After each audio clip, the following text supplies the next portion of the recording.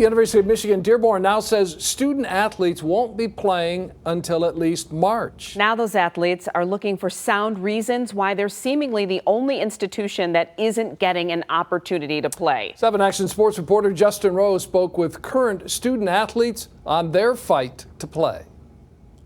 Getting a collection of student athletes and coaches at U-M Dearborn to talk about what they feel is unfair was not difficult. They're looking for clarity to this decision that's affecting hundreds of athletes.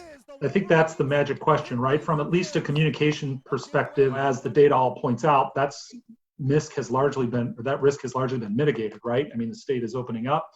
In a statement last Wednesday, the school said that, quote, the plan is consistent with the university's approach to prioritize the health and safety of the campus community. But these students look around at all the other conferences that are playing and don't understand why they are the only ones on the outside looking in. If it really is a safety issue, does that mean that Chancellor Grasso values our safety that much more than every other chancellor values his student safety throughout the country?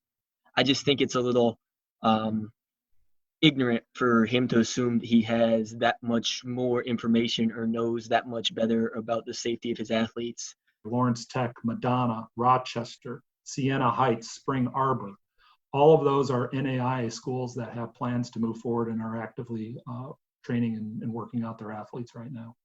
The question of the financial implications are fair, as schools around the country are trying to find ways to maintain athletic departments during a time when the implications are large. But the students are saying they've been told that is not the case. In my meetings, I've been told that it's not financially driven. The studies were from Johns Hopkins. If we're not in classes, why should there be extracurriculars? And if you can't have extracurriculars, you can't have athletics. If there was a perfect way to put us in a bubble, having us on campus is the way to do it. Now, there will be a meeting with the Board of Regents on October 22nd where at least 5 student athletes and coaches will be able to express their concerns and wanting a different outcome from this. But as of today, as I sit on an empty campus here in Dearborn, there are still no scheduled athletic activities at all.